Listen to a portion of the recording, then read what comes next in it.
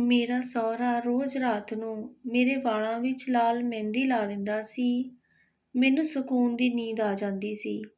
ਅਗਲੀ ਸਵੇਰ ਮੇਰੇ ਪੂਰੇ ਸਰੀਰ ਦੇ ਉੱਤੇ ਮਹਿੰਦੀ ਦੇ ਨਿਸ਼ਾਨ ਲੱਗੇ ਹੁੰਦੇ ਸੀ। ਮੈਨੂੰ ਆਪਣੇ ਸਹੁਰੇ ਦੇ ਉੱਤੇ ਸ਼ੱਕ ਹੋ ਗਿਆ। ਅਗਲੇ ਦਿਨ ਮੈਂ ਮਹਿੰਦੀ ਹੀ ਬਦਲ ਦਿੱਤੀ। ਉਸ ਦੀ ਥਾਂ ਹੋਰ ਮਹਿੰਦੀ ਰੱਖ ਦਿੱਤੀ ਤੇ ਸੌਣ ਦਾ ਨਾਟਕ ਕੀਤਾ। ਹਾਲੇ ਮੈਨੂੰ ਅੱਧਾ ਘੰਟਾ ਹੀ ਹੋਇਆ ਸੀ ਕਿ ਮੇਰਾ ਸਹੁਰਾ ਮੇਰੀ ਪੜ੍ਹਾਈ ਪੂਰੇ ਹੁੰਦੇ ਹੀ ਮੇਰੇ ਮਾਂ-ਪਿਓ ਨੇ ਮੇਰਾ ਵਿਆਹ ਕਰ ਦਿੱਤਾ। ਮੈਂ ਆਪਣੇ ਸਹੁਰੇ ਘਰ ਆ ਗਈ। ਇੱਥੇ ਪਰਿਵਾਰ ਵਿੱਚ ਮੇਰੇ ਸੱਸ-ਸਹੁਰਾ ਤੇ ਦਿਓਰ-ਜੇਠ ਸੀ। ਉਹਨਾਂ ਦਾ ਸੁਭਾਅ ਬਹੁਤ ਵਧੀਆ ਸੀ। ਮੇਰੀ ਨਣਦ ਨਾਲ ਵੀ ਮੇਰੀ ਖੂਬ ਬਣਦੀ ਸੀ। ਸਭ ਮੈਨੂੰ ਬਹੁਤ ਪਿਆਰ ਕਰਦੇ ਸੀ। ਸਭ ਦਾ ਵਤੀਰਾ ਮੇਰੇ ਨਾਲ ਬਹੁਤ ਵਧੀਆ ਸੀ। ਮੇਰਾ ਦਿਲ ਲੱਗਾ ਹੋਇਆ ਸੀ। ਮੇਰੇ ਘਰਵਾਲੇ ਦਾ ਸੁਭਾਅ ਬਹੁਤ ਹੀ ਵਧੀਆ ਸੀ ਅਤੇ ਨਰਮ ਤੇ ਚੰਗਾ ਸੀ। ਉਹ ਕਿਸੇ ਦੂਸਰੇ ਸ਼ਹਿਰ ਵਿੱਚ ਨੌਕਰੀ ਕਰਦੇ ਸੀ। ਉਹਨਾਂ ਮੈਨੂੰ ਦੱਸਿਆ ਸੀ ਕਿ ਵਿਆਹ ਦੇ ਲਈ ਉਹਨਾਂ 20 ਦਿਨ ਦੀ ਛੁੱਟੀ ਲਈ।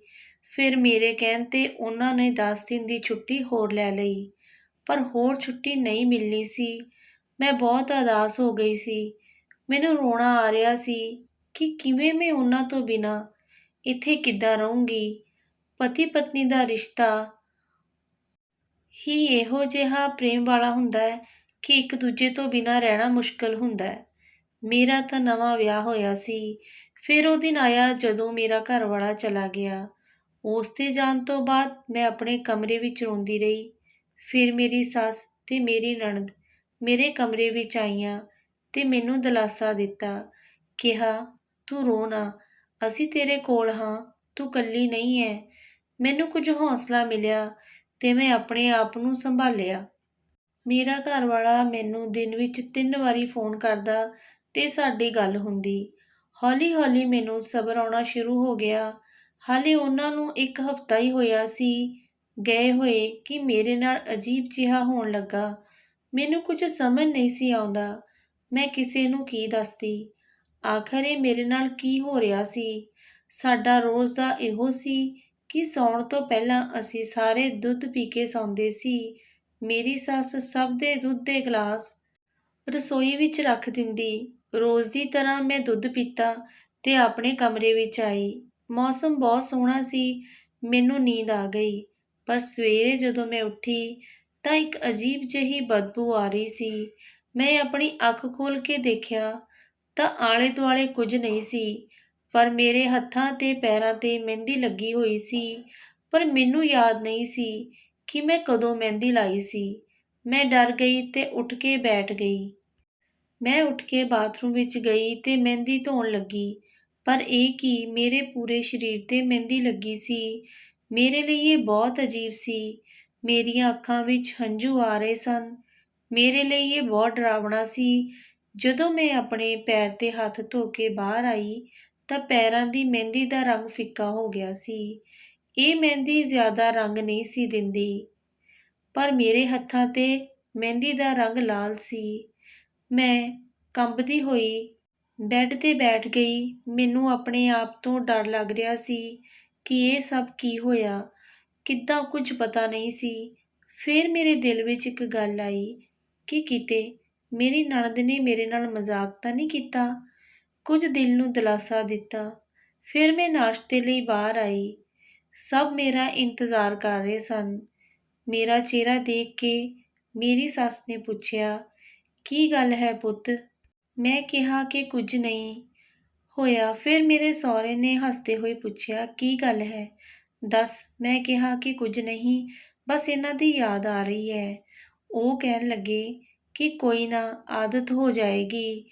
ਪਰ ਉਹਨਾਂ ਵੱਲ ਦੇਖ ਕੇ ਨਹੀਂ ਲੱਗਾ ਕਿ ਉਹਨਾਂ ਵਿੱਚੋਂ ਕਿਸੇ ਨੇ ਮੇਰੇ ਨਾਲ ਇਹ ਮਜ਼ਾਕ ਕੀਤਾ ਸੀ।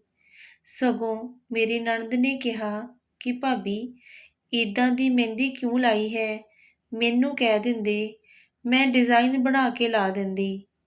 ਇਹ ਗੱਲ ਤਾਂ ਪੱਕੀ ਸੀ ਕਿ ਇਹਨਾਂ ਵਿੱਚੋਂ ਕਿਸੇ ਨੇ ਮੇਰੇ ਮਹਿੰਦੀ ਨਹੀਂ ਲਾਈ ਸੀ। ਫਿਰ ਪੂਰਾ 1 ਹਫ਼ਤਾ ਅਜਿਹਾ ਕੁਝ ਨਹੀਂ ਹੋਇਆ। ਮੇਰੀ ਸੱਸ ਦੀ ਸਿਹਤ ਠੀਕ ਨਹੀਂ ਸੀ ਰਹਿੰਦੀ। ਸਭ ਦਾ ਧਿਆਨ ਉਹਨਾਂ ਵੱਲ ਹੀ ਸੀ। ਤੇ ਇੱਕ ਦਿਨ ਮੇਰੀ ਸੱਸ ਇਸ ਦੁਨੀਆ ਨੂੰ ਛੱਡ ਕੇ ਚਲੀ ਗਈ। ਉਹ ਇੱਕ ਬਹੁਤ ਵਧੀਆ ਇਨਸਾਨ ਸੀ। ਮੈਨੂੰ ਉਹਨਾਂ ਨੇ ਬਹੁਤ ਪਿਆਰ ਦਿੱਤਾ, ਹਮੇਸ਼ਾ ਆਪਣੀਆਂ ਧੀਆਂ ਵਾਂਗ ਸਮਝਿਆ। ਅੱਜ ਵੀ ਉਹਨਾਂ ਦਾ ਪਿਆਰ ਮੇਰੇ ਨਾਲ ਹੈ ਤੇ ਯਾਦਾਂ ਤਾਜ਼ਾ ਨੇ। ਉਹਨਾਂ ਦੇ ਜਾਣ ਕਰਕੇ ਮੇਰੇ ਘਰ ਵਾਲੇ ਨੂੰ ਆਉਣਾ ਪਿਆ। ਮੈਂ ਉਹਨਾਂ ਨੂੰ ਹੌਸਲਾ ਦਿੱਤਾ ਕਿਉਂਕਿ ਮੇਰੀ ਸੱਸ ਦੇ ਅਚਾਨਕ ਚਲੇ ਜਾਣ ਕਰਕੇ ਉਹ ਬਹੁਤ ਉਦਾਸ ਸੀ। ਉਹਨਾਂ ਨੇ ਮੇਰੀ ਸੱਸ ਦੀ ਆਖਰੀ ਰਸਮ ਤੋਂ ਭੋਗ ਤੋਂ ਬਾਅਦ ਵਾਪਸ ਵੀ ਜਾਣਾ ਸੀ ਤੇ ਉਹ ਚਲੇ ਗਏ। ਮੈਂ ਮਹਿੰਦੀ ਵਾਲੀ ਗੱਲ ਭੁੱਲ ਗਈ ਸੀ। ਮੈਨੂੰ ਹੁਣ ਉੱਧਰ ਯਾਦ ਹੀ ਨਹੀਂ ਸੀ। ਮੇਰੀ ਸੱਸ ਨੂੰ ਗਏ ਪੂਰਾ 1 ਮਹੀਨਾ ਹੋ ਗਿਆ ਸੀ, ਪਰ ਉਹਨਾਂ ਦਾ ਦੁੱਖ ਤਾਂ ਦਿਲ ਵਿੱਚ ਹੀ ਸੀ। ਜਾਣ ਵਾਲੇ ਨਾਲ ਕਦੇ ਕੰਮ ਨਹੀਂ ਰੁਕਦੇ, ਉਹ ਚੱਲਦੇ ਹੀ ਰਹਿੰਦੇ ਨੇ। ਸਭ ਵਾਪਸ ਆਪਣੀ ਰੁਟੀਨ ਵਿੱਚ ਆ ਗਏ ਸੀ। ਇੱਕ ਦਿਨ ਮੈਂ ਮਹਿੰਦੀ ਘੋਲ ਕੇ ਬੈਠੀ ਸੀ ਤੇ ਆਪਣੀ ਨਣਦ ਦੀ ਉਡੀਕ ਕਰ ਰਹੀ ਸੀ। ਮੈਨੂੰ ਆਪਣੇ ਵਾਲਾਂ ਵਿੱਚ ਮਹਿੰਦੀ ਲਾਉਣਾ ਬਹੁਤ ਪਸੰਦ ਸੀ। ਇੰਨੇ ਨੂੰ ਮੇਰਾ ਸਹੁਰਾ ਉੱਥੇ ਆਇਆ ਤੇ ਕਹਿਣ ਲੱਗੇ ਕਿ ਤੂੰ ਇੱਥੇ ਕੀ ਕਰ ਰਹੀ ਹੈ।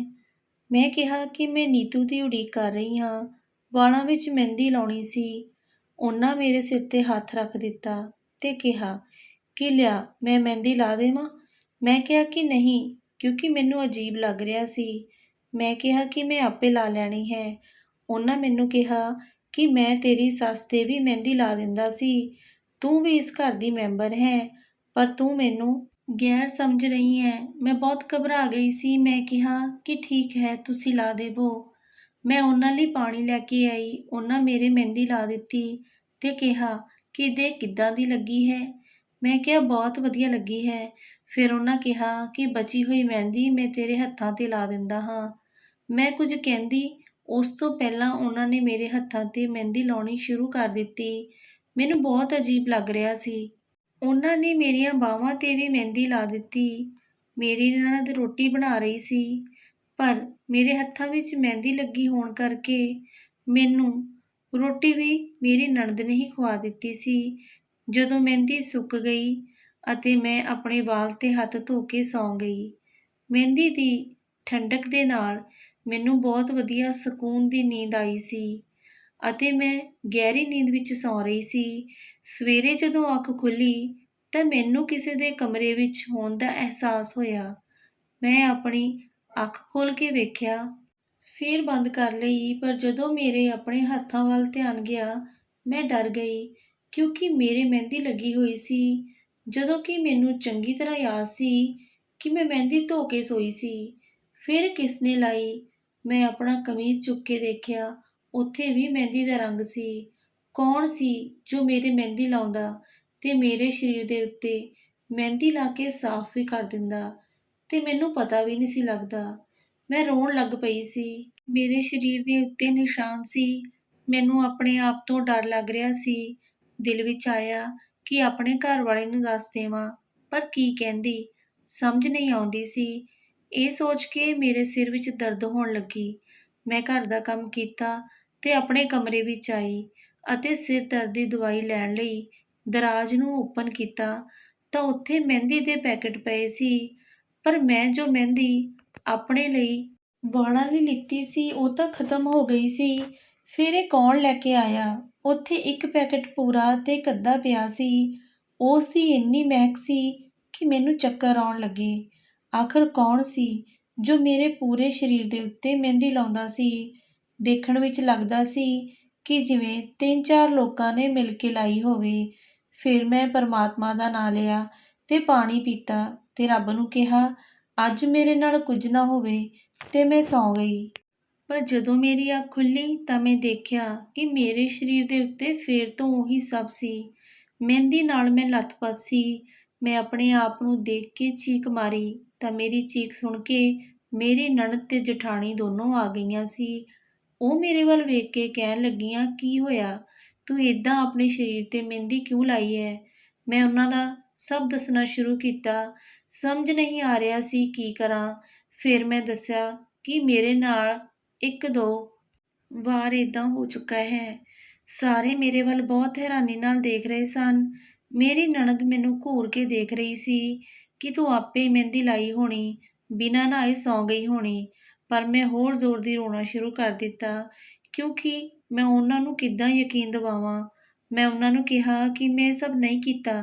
ਇੱਥੇ ਕਮਰੇ ਵਿੱਚ ਕੋਈ ਆਉਂਦਾ ਹੈ। ਉਹ ਸਭ ਇੱਕ ਦੂਜੇ ਦੇ ਮੂੰਹ ਵੱਲ ਦੇਖ ਰਹੇ ਸੀ। ਉਹਨਾਂ ਕਿਹਾ ਕਿ ਇੱਥੇ ਕੋਈ ਨਹੀਂ ਆਉਂਦਾ। ਇਸ ਘਰ ਦੇ ਲੋਕ ਆਪਣੇ ਕੰਮ ਤੋਂ ਕੰਮ ਰੱਖਦੇ ਹਨ। ਤੁਹਾਨੂੰ ਕੋਈ ਗਲਤਫਹਿਮੀ ਹੋਈ ਹੈ। ਫਿਰ ਉਹਨਾਂ ਨੇ ਮੇਰੇ ਹੱਥ ਪੈਰ ਧੁਆ ਦਿੱਤੇ। ਮੈਂ ਆਪਣੇ ਕੱਪੜੇ ਸਾਫ਼ ਕੀਤੇ ਤੇ ਆਪਣੇ ਕਮਰੇ ਨੂੰ ਵੀ ਸਾਫ਼ ਕੀਤਾ। ਉਹਨਾਂ ਮੈਨੂੰ ਕਿਹਾ ਕਿ ਆ ਜਾਓ, ਨਾਸ਼ਤਾ ਕਰ ਲਓ, ਫਿਰ ਗੱਲ ਕਰਦੇ ਹਾਂ।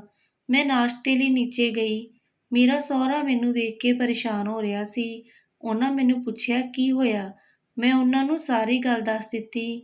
ਮੇਰੇ ਸਹੁਰੇ ਨੇ ਮੈਨੂੰ ਕਿਹਾ ਕਿ ਤੂੰ ਡਰ ਨਾ, ਮੈਂ ਤੇਰੇ ਨਾਲ ਹਾਂ, ਤੈਨੂੰ ਕੁਝ ਨਹੀਂ ਹੋਣ ਦਿੰਦਾ। ਮੇਰੀ ਜਠਾਣੀ ਮੇਰੇ ਕੋਲ ਆ ਕੇ ਬਹਿ ਗਈ ਤੇ ਕਹਿਣ ਲੱਗੀ, ਮੈਂ ਪਿਛਲੇ 4 ਸਾਲ ਤੋਂ ਇੱਥੇ ਹਾਂ, ਇੱਥੇ ਅਜਿਹਾ ਕੁਝ ਨਹੀਂ ਹੈ, ਤੂੰ ਡਰ ਨਾ। ਮੈਂ ਅੱਜ ਤੱਕ ਕੁਝ ਇੱਦਾਂ ਦਾ ਮਹਿਸੂਸ ਨਹੀਂ ਕੀਤਾ, ਨਾ ਹੀ ਆਪਣੀ ਸੱਸ ਨੇ। ਉਸਨੇ ਕਿਹਾ ਕਿ ਇੱਦਾਂ ਕਿਵੇਂ ਹੋ ਸਕਦਾ ਹੈ ਕਿ ਕੋਈ ਤੇਰੇ ਕਮਰੇ ਵਿੱਚ ਆਏ, ਤੈਨੂੰ ਮਹਿੰਦੀ ਲਾਏ ਤੇ ਤੈਨੂੰ ਪਤਾ ਨਾ ਲੱਗੇ। ਹੋ ਸਕਦਾ ਹੈ ਤੂੰ ਮਹਿੰਦੀ ਲਾ ਕੇ ਭੁੱਲ ਗਈ ਹੋਣੀ, ਤੈਨੂੰ ਨੀਂਦ ਆ ਗਈ ਹੋਣੀ, ਯਾਦ ਨਹੀਂ ਰਿਹਾ ਹੋਣਾ, ਇਹ ਤੇਰਾ ਵਹਿਮ ਹੈ। ਮੈਂ ਉਹਨਾਂ ਦੇ ਮੂੰਹ ਵੱਲ ਦੇਖ ਕੇ ਕਿਹਾ ਕਿ ਤੁਸੀਂ ਕਿੱਦਾਂ ਕਹਿ ਸਕਦੇ ਹੋ ਕਿ ਇਹ ਮੇਰਾ ਵਹਿਮ ਹੈ? ਇੰਨੀ ਵੱਡੀ ਗੱਲ ਮੈਂ ਕਿਵੇਂ ਭੁੱਲ ਸਕਦੀ ਹਾਂ? ਮੇਰੀ ਜਠਾਣੀ ਨੇ ਮੈਨੂੰ ਬਹੁਤ ਸਮਝਾਉਣ ਦੀ ਕੋਸ਼ਿਸ਼ ਕੀਤੀ, ਪਰ ਮੇਰਾ ਦਿਲ ਨਹੀਂ ਮੰਨਿਆ। ਮੈਨੂੰ ਇੱਕ ਗੱਲ ਸਮਝ ਆ ਗਈ ਸੀ ਕਿ ਮੈਨੂੰ ਆਪ ਹੀ ਕੁਝ ਕਰਨਾ ਪੈਣਾ। ਮੈਂ ਉਹਨਾਂ ਦੀ ਹਾਂ ਵਿੱਚ ਹਾਂ ਮਿਲਾਈ ਗਈ। ਅੱਜ ਫਿਰ ਜਦੋਂ ਮੈਂ ਉੱਠੀ, ਮੇਰੇ ਸਰੀਰ 'ਤੇ ਮਹਿੰਦੀ ਦੇ ਨਿਸ਼ਾਨ ਸੀ। ਅੱਜ ਮੈਨੂੰ ਹੈਰਾਨੀ ਨਹੀਂ, ਗੁੱਸਾ ਆ ਰਿਹਾ ਸੀ ਕਿ ਇਹ ਮੇਰੇ ਨਾਲ ਕਿਉਂ ਤੇ ਕੌਣ ਕਰ ਰਿਹਾ ਹੈ। ਮੈਂ ਸੋਚ ਲਿਆ ਸੀ ਕਿ ਗੱਲ ਦੀ ਤਹਿ ਤੱਕ ਜਾਣਾ ਹੈ। ਮੈਂ ਦਰਾਜ਼ ਖੋਲ੍ਹਿਆ, ਉਸ ਵਿੱਚ ਮਹਿੰਦੀ ਦੇ ਪੈਕਟ ਸੀ ਤੇ ਦੋਨੋਂ ਪੈਕਟ ਖੁੱਲ੍ਹੇ ਸੀ। ਮੇਰੇ ਦਿਲ ਵਿੱਚ ਆਇਆ ਕਿ ਕਿਤੇ ਇਸ ਮਹਿੰਦੀ ਦੀ ਵਜ੍ਹਾ ਨਾਲ ਤਾਂ ਨਹੀਂ ਮੈਨੂੰ ਬੇਹੋਸ਼ੀ ਛਾਂਦੀ, ਕਿ ਮੇਰੇ ਸੋਚਣ ਸਮਝਣ ਦੀ ਸਮਰੱਥਾ ਖਤਮ ਹੋ ਜਾਂਦੀ ਹੈ। ਅੱਜ ਇਸ ਰਾਜ਼ ਤੋਂ ਪਰਦਾ ਹਟਣਾ ਸੀ। ਮੈਂ ਮਹਿੰਦੀ ਨੂੰ ਗੇਰ ਦਿੱਤਾ ਤੇ ਇਹਨਾਂ ਪੈਕਟਾਂ ਵਿੱਚ ਮਹਿੰਦੀ ਮੰਗਵਾ ਕੇ ਪਾ ਦਿੱਤੀ ਤੇ ਦੋਨੋਂ ਪੈਕਟ ਉੱਥੇ ਹੀ ਰੱਖ ਦਿੱਤੇ। ਅੱਜ ਮੈਨੂੰ ਪਤਾ ਲੱਗਣਾ ਸੀ ਕਿ ਮੇਰੇ ਨਾਲ ਇਹ ਅਜੀਬ ਹਰਕਤ ਕੌਣ ਤੇ ਕਿਉਂ ਕਰਦਾ ਹੈ। ਰਾਤ ਦੀ ਰੋਟੀ ਤੋਂ ਬਾਅਦ ਸਭ ਸੌਣ ਚਲੇ ਗਏ। ਮੈਨੂੰ ਇਸ ਰਾਤ ਦਾ ਇੰਤਜ਼ਾਰ ਸੀ। ਫਿਰ ਮੈਂ ਆਪਣੇ ਕਮਰੇ ਵਿੱਚ ਆਈ ਤੇ ਸੌਣ ਦਾ ਨਾਟਕ ਕਰ ਰਹੀ ਸੀ। ਰਾਤ ਦੇ 12 ਵਜੇ ਮੇਰਾ ਸਹੁਰਾ ਹੱਥ ਵਿੱਚ ਇੱਕ ਕਟੋਰਾ ਲੈ ਕੇ ਮੇਰੇ ਕਮਰੇ ਵਿੱਚ ਆਇਆ। ਉਹਨਾਂ ਦਾ ਮੇਰੇ ਕਮਰੇ ਵਿੱਚ ਇਸ ਸਮੇਂ ਆਉਣਾ ਬਿਲਕੁਲ ਸਹੀ ਨਹੀਂ ਸੀ। ਫਿਰ ਮੈਨੂੰ 2 ਲੋਕਾਂ ਦੇ ਪੈਰਾਂ ਦੀ ਆਹਟ ਮਹਿਸੂਸ ਹੋਈ। ਮੇਰੇ ਸਹੁਰੇ ਦੇ ਨਾਲ ਇੱਕ ਔਰਤ ਸੀ। ਉਸ ਦਾ ਹੁਲੀਆ ਅਜੀਬ ਸੀ, ਜਿਵੇਂ ਕੋਈ ਟੂਣਾ ਟੋਟਕਾ ਕਰਨ ਵਾਲੀ ਹੋਵੇ। ਮੇਰੀ ਜਾਨ ਨਿਕਲ ਰਹੀ ਸੀ। ਉਹ ਮੇਰੇ ਕੋਲ ਆ ਕੇ ਬਹਿ ਗਈ ਤੇ ਉਸ ਨੇ ਮੇਰੇ ਸਹੁਰੇ ਨੂੰ ਕੋਈ ਇਸ਼ਾਰਾ ਕੀਤਾ ਤੇ ਮੇਰਾ ਸਹੁਰਾ ਉਹਦੀ ਮਹਿੰਦੀ ਕੱਢ ਕੇ ਮੇਰੇ ਕੋਲ ਬੈਠ ਗਿਆ ਤੇ ਮੇਰੇ ਹੱਥਾਂ 'ਤੇ ਮਹਿੰਦੀ ਲਾਉਣ ਲੱਗਾ। ਮੇਰਾ ਦਿਲ ਕੀਤਾ ਕਿ ਮੈਂ ਰੌਲਾ ਪਾ ਕੇ ਸਭ ਨੂੰ ਬੁਲਾਵਾਂ ਕਿ ਇਹ ਦੇਖੋ ਮੇਰੇ ਨਾਲ ਕੀ ਕਰ ਰਹੇ ਹਨ, ਪਰ ਮੈਂ ਅਜਿਹਾ ਕੁਝ ਨਾ ਕੀਤਾ। ਫਿਰ ਉਸ ਔਰਤ ਨੇ ਮੇਰੇ ਸਹੁਰੇ ਨੂੰ ਕਿਹਾ ਕਿ ਇਹ ਹੁਣ ਬੇਹੋਸ਼ ਹੋ ਗਈ ਹੈ। ਇਸ ਮਹਿੰਦੀ ਵਿੱਚ ਜੋ ਮਿੱਟੀ ਮਿਲੀ ਹੈ, ਉਸ ਨਾਲ ਹੀ ਬੇਹੋਸ਼ ਹੋ ਗਈ ਹੈ। ਮੈਂ ਸਭ ਮਹਿਸੂਸ ਕਰ ਰਹੀ ਸੀ। ਉਸ ਨੇ ਮੇਰੇ ਸਹੁਰੇ ਨੂੰ ਬਾਹਰ ਜਾਣ ਲਈ ਕਿਹਾ ਤੇ ਉਹ ਮੇਰੇ ਸਾਰੇ ਸਰੀਰ 'ਤੇ ਮਹਿੰਦੀ ਲਾਉਣ ਲੱਗੀ ਤੇ ਕੋਈ ਮੰਤਰ ਪੜ੍ਹ ਰਹੀ ਸੀ। ਮੈਂ ਬਹੁਤ ਡਰ ਰਹੀ ਸੀ ਕਿ ਇਹ ਕੀ ਕਰ ਰਹੀ ਹੈ। ਮੇਰਾ ਦਿਲ ਜ਼ੋਰ-ਜ਼ੋਰ ਦੀ ਧੜਕ ਰਿਹਾ ਸੀ। ਫਿਰ ਉਸ ਨੇ ਕੋਈ ਮੰਤਰ ਪੜ੍ਹਦੇ ਹੋਏ ਮਹਿੰਦੀ ਨੂੰ ਉਤਾਰ ਦਿੱਤਾ ਤੇ ਫਿਰ ਮੇਰੇ ਸਹੁਰੇ ਨੂੰ ਅੰਦਰ ਬੁਲਾਇਆ ਤੇ ਕਿਹਾ ਕਿ ਬਸ 3 ਵਾਰ ਹੋਰ ਫਿਰ ਤੁਹਾਡੀ ਨੂੰਹ ਤੁਹਾਡੇ ਨਾਲ ਪਿਆਰ ਕਰਨ ਲੱਗੇਗੀ। ਮੇਰੀ ਰੂਹ ਕੰਬ ਗਈ ਤੇ ਮੇਰੀ ਜਾਨ ਨਿਕਲ ਜਾਣ ਨੂੰ ਸੀ ਕਿ ਮੇਰਾ ਸਹੁਰਾ ਮੇਰੇ ਨਾਲ ਇੱਦਾਂ ਕਿੱਦਾਂ ਕਰ ਸਕਦਾ ਹੈ। ਮੇਰੇ ਸਹੁਰੇ ਨੇ ਸ਼ੈਤਾਨੀ ਹਾਸੀ ਹੱਸਦੇ ਹੋਏ ਕਿਹਾ ਕਿ ਮੈਂ ਇਹੋ ਚਾਹੁੰਦਾ ਕਿ ਮੈਨੂੰ ਮੁਹੱਬਤ ਕਰੇ ਤੇ ਮੇਰੇ 'ਤੇ ਫਿਦਾ ਹੋ ਜਾਵੇ। ਇਸ ਤੋਂ ਬਾਅਦ ਉਹ ਦੋਨੋਂ ਮੇਰੇ ਕਮਰੇ ਵਿੱਚੋਂ ਚਲੇ ਗਏ ਸਨ, ਪਰ ਮੇਰਾ ਦਿਲ ਡਰ ਰਿਹਾ ਸੀ। ਮੈਂ ਕੰਬ ਰਹੀ ਸੀ ਕਿ ਮੇਰਾ ਸਹੁਰਾ ਮੇਰੇ ਨਾਲ ਇੱਦਾਂ ਕਿੱਦਾਂ ਕਰ ਸਕਦਾ।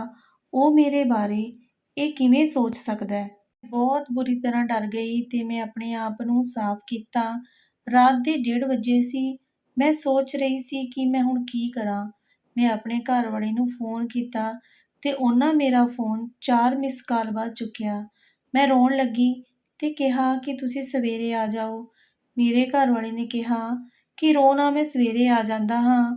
ਮੈਂ ਸਵੇਰੇ ਉੱਠੀ ਤੇ ਕਮਰੇ ਵਿੱਚੋਂ ਬਾਹਰ ਆਈ ਤਾਂ ਮੇਰਾ ਸਹੁਰਾ ਸਾਹਮਣੇ ਬੈਠਾ ਅਖਬਾਰ ਪੜ੍ਹ ਰਿਹਾ ਸੀ ਤੇ ਮੇਰੇ ਵੱਲ ਦੇਖ ਕੇ ਮੁਸਕਰਾ ਰਿਹਾ ਸੀ। ਪਰ ਮੈਨੂੰ ਉਸ ਦੇ ਹਾਸੇ ਪਿੱਛੇ ਸ਼ੈਤਾਨ ਨਜ਼ਰ ਆ ਰਿਹਾ ਸੀ। ਨਾਸ਼ਤੇ ਤੋਂ ਬਾਅਦ ਮੇਰਾ ਘਰ ਵਾਲਾ ਆ ਗਿਆ ਤੇ ਉਸ ਨੇ ਪੁੱਛਿਆ ਤੇ ਸਭ ਘਰ ਵਾਲੇ ਜਾਣਨ ਲਈ ਉਤਸੁਕ ਸੀ ਕਿ ਆਖਰ ਗੱਲ ਕੀ ਹੈ। ਪਹਿਲਾਂ ਮੇਰੀ ਹਿੰਮਤ ਨਹੀਂ ਹੋਈ, ਫਿਰ ਮੈਂ ਹਿੰਮਤ ਜਤਾ ਕੇ ਸਭ ਕੁਝ ਦੱਸ ਦਿੱਤਾ। ਮੇਰੇ ਘਰ ਵਾਲੇ ਨੇ ਮੇਰੇ ਮੂੰਹ 'ਤੇ ਥੱਪੜ ਮਾਰਿਆ ਕਿ ਤੂੰ ਕੀ ਕਹਿ ਰਹੀ ਹੈ। ਮੇਰੇ ਸਹੁਰੇ ਦੇ ਮੂੰਹ ਦਾ ਰੰਗ ਉੱਡ ਗਿਆ ਸੀ ਤੇ ਉਹਨਾਂ ਦੇ ਮੂੰਹ 'ਤੇ ਚਿੰਤਾ ਸੀ। ਮੇਰਾ ਘਰ ਵਾਲਾ ਮੈਨੂੰ ਗੁੱਸੇ ਹੋ ਰਿਹਾ ਸੀ। ਮੈਨੂੰ ਪਤਾ ਸੀ ਕਿ ਕੋਈ ਮੇਰਾ ਸੱਚ ਨਹੀਂ ਮੰਨੂਗਾ। ਮੇਰਾ ਸਹੁਰਾ ਕਹਿ ਰਿਹਾ ਸੀ ਕਿ ਤੂੰ ਮੇਰੇ 'ਤੇ ਇਲਜ਼ਾਮ ਕਿਉਂ ਲਾ ਰਹੀ ਹੈ। ਮੇਰਾ ਘਰ ਵਾਲਾ ਮੈਨੂੰ ਹੱਥੋਂ ਫੜ ਕੇ ਬਾਹਰ ਕੱਢ ਰਿਹਾ ਸੀ। ਮੈਂ ਸਬੂਤ ਦੇਖਣ ਨੂੰ ਕਿਹਾ ਤੇ ਮੈਂ ਆਪਣਾ ਹੱਥ ਛੁਡਾ ਕੇ ਆਪਣੇ ਕਮਰੇ ਵਿੱਚ ਆਈ ਤੇ ਆਪਣੇ ਫੋਨ ਵਿੱਚੋਂ ਵੀਡੀਓ ਦਿਖਾਈ ਜਿਸ ਵਿੱਚ ਮੇਰਾ ਸਹੁਰਾ ਉਹ ਸਭ ਹਰਕਤਾਂ ਕਰ ਰਿਹਾ ਸੀ। ਉਸ ਨੂੰ ਦੇਖ ਕੇ ਮੇਰੇ ਘਰ ਵਾਲੇ ਨੂੰ ਬਹੁਤ ਹੀ ਗੁੱਸਾ ਆਇਆ। ਮੇਰਾ ਸਹੁਰਾ ਉਹਨਾਂ ਤੋਂ ਮਾਫ਼ੀ ਮੰਗਣ ਲੱਗ ਪਿਆ। ਘਰ ਦੇ ਸਭ ਮੈਂਬਰ ਵੀਡੀਓ ਦੇਖ ਰਹੇ ਸਨ। ਸਭ ਉਹਨਾਂ ਨਫ਼ਰਤ ਕਰ ਰਹੇ ਸੀ। ਮੇਰੇ ਘਰ ਵਾਲੇ ਮੈਨੂੰ ਨਾਲ ਲੈ ਕੇ ਆ ਗਿਆ ਤੇ ਮੇਰੀ ਜਠਾਣੀ ਵੀ ਅਲੱਗ ਘਰ ਵਿੱਚ ਸ਼ਿਫਟ ਹੋ ਗਈ। ਮੇਰੀ ਨਣਦ ਵੀ ਉਹਨਾਂ ਤੋਂ ਨਫ਼ਰਤ ਕਰ ਰਹੀ ਸੀ। ਉਹ ਸਭ ਦੇ ਸਾਹਮਣੇ ਨਜ਼ਰਾਂ ਨੀਚੇ ਕਰੀ ਖੜ੍ਹੇ ਸੀ। ਮੇਰੀ ਜਠਾਣੀ ਉਹਨਾਂ ਨੂੰ ਰੋਟੀ ਬਣਾ ਕੇ ਭੇਜ ਦਿੰਦੀ ਤੇ ਬਾਕੀ ਕੰਮ ਉਹਨਾਂ ਦੇ ਸਾਰੇ ਨੌਕਰ ਕਰਦੇ ਹਨ। ਤੁਹਾਨੂੰ ਸਭ ਨੂੰ ਕੀ ਲੱਗਦਾ ਹੈ ਕਿ ਮੇਰੇ ਘਰ ਵਾਲੇ ਨੇ ਜੋ ਆਪਣੇ ਪਿਓ ਨਾਲ ਕੀਤਾ ਸਹੀ ਸੀ ਜਾਂ ਗਲਤ? ਕਮੈਂਟਸ ਵਿੱਚ ਆਪਣੀ ਰਾਏ ਜ਼ਰੂਰ ਦੇਣਾ। ਹਾਂਜੀ ਦੋਸਤੋ, ਉਮੀਦ ਕਰਦੀ ਹਾਂ ਤੁਹਾਨੂੰ ਇਹ ਕਹਾਣੀ ਚੰਗੀ ਲੱਗੀ ਹੋਣੀ। ਜੇਕਰ ਕਹਾਣੀ ਚੰਗੀ ਲੱਗੀ ਤਾਂ ਪਲੀਜ਼ ਕਹਾਣੀ ਨੂੰ ਲਾਈਕ ਜ਼ਰੂਰ ਕਰਿਓ ਜੀ, ਸ਼ੇਅਰ ਕਰਿਓ ਤੇ ਜੇ ਚੈਨਲ 'ਤੇ ਪਹਿਲੀ ਵਾਰੀ ਆਏ ਹੋ ਚੈਨਲ ਨੂੰ ਸਬਸਕ੍ਰਾਈਬ ਜ਼ਰੂਰ ਕਰਿਓ ਜੀ। ਪੰਜਾਬੀ ਵਿਰਸਾ ਕਹਾਣੀਆਂ ਨੂੰ ਸਪੋਰਟ ਕਰਿਓ। ਕਹਾਣੀ ਸੁਣਨ ਲਈ ਤੁਹਾਡਾ ਸਾਰਿਆਂ ਦਾ ਧੰਨਵਾਦ ਜੀ। ਫਿਰ ਮਿਲਾਂਗੇ ਇੱਕ ਨਵੀਂ ਕਹਾਣੀ ਨਾਲ। ਸਤਿ ਸ਼੍ਰੀ ਅਕਾਲ ਜੀ ਤੁਹਾਨੂੰ ਸਾਰਿਆਂ ਨੂੰ।